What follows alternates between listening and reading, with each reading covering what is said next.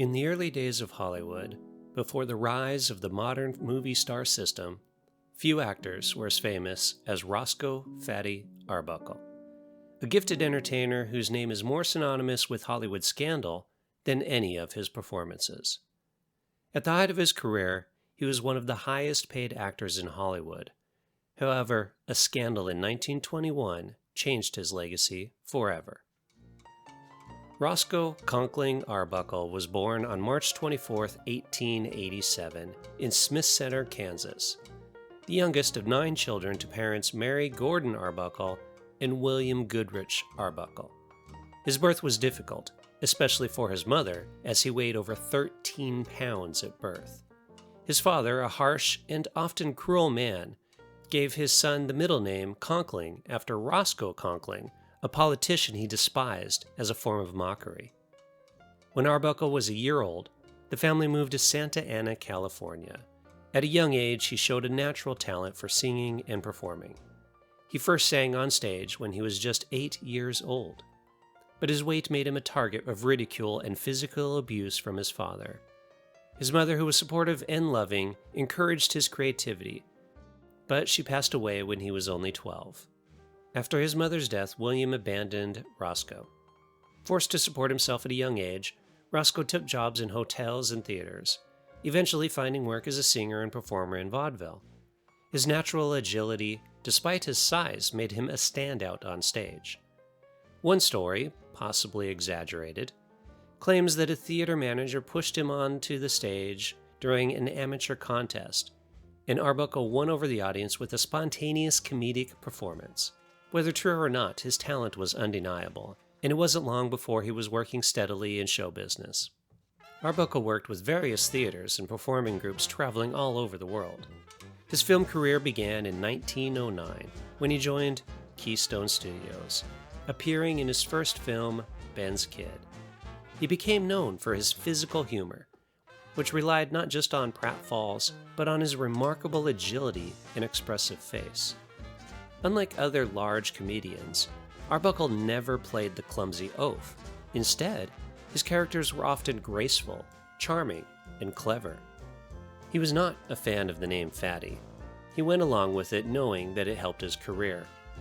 However, he made it clear to people not to refer to him as Fatty off-screen.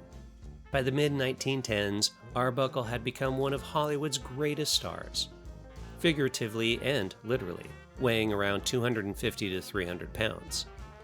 He frequently collaborated with other comedy legends, including Mabel Normand and Buster Keaton. In 1914, Paramount Pictures offered him $1,000 a day, plus 25% of each film's royalties and creative control over his movies, an impressive offer at that time. A few years later, he partnered with Joseph M. Schneck to form his own production company, Comique Film Corporation, where he had full creative control over his films. Arbuckle's popularity continued to soar, and in 1920 he signed an unprecedented contract with Paramount Pictures for $3 million over 3 years. His films, such as The Roundup and Brewster's Millions, were major box office successes, making him one of the most beloved figures in Hollywood.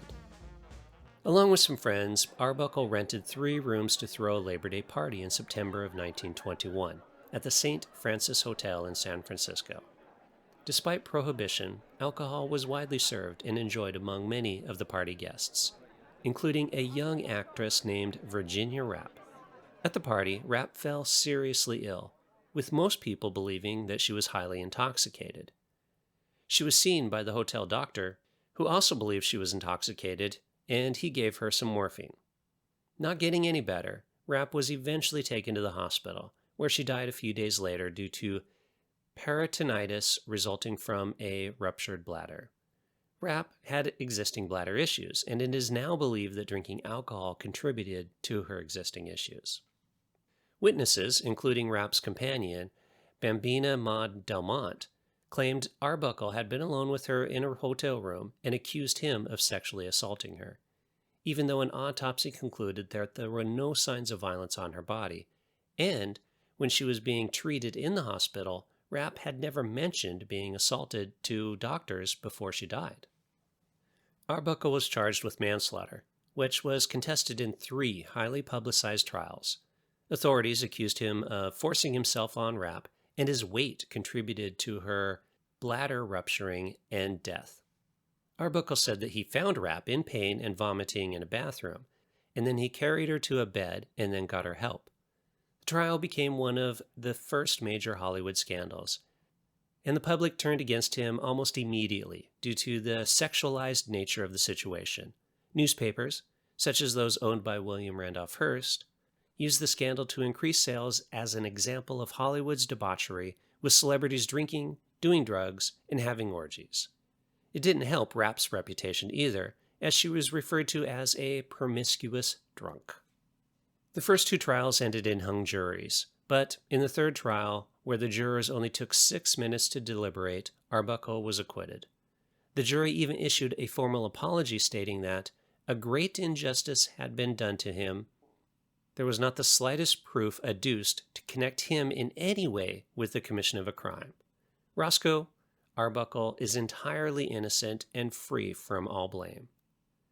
Maud Delmont was eventually found to be lying and using the situation to extort money from Arbuckle. The prosecutor in the case was caught encouraging witnesses to make false statements to further his career. Even though friends such as Charlie Chaplin, Buster Keaton, and his wife Minta Durfee spoke out in his defense and his legal victory, his reputation was destroyed. Hollywood studios, fearing a backlash, banned his films and cut ties with him. His career came to an abrupt end. Because alcohol was consumed at the party, Arbuckle pled guilty to 1 count of violating the Homestead Act and paid a $500 fine, approximately $9,000 today.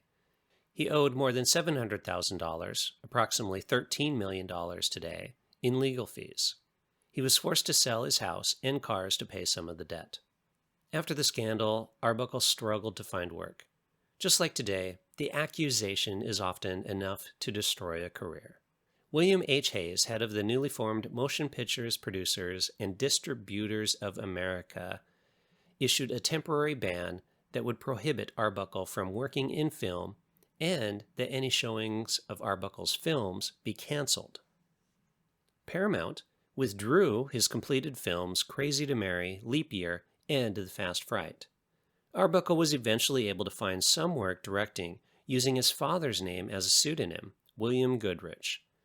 But his days as a leading man were over.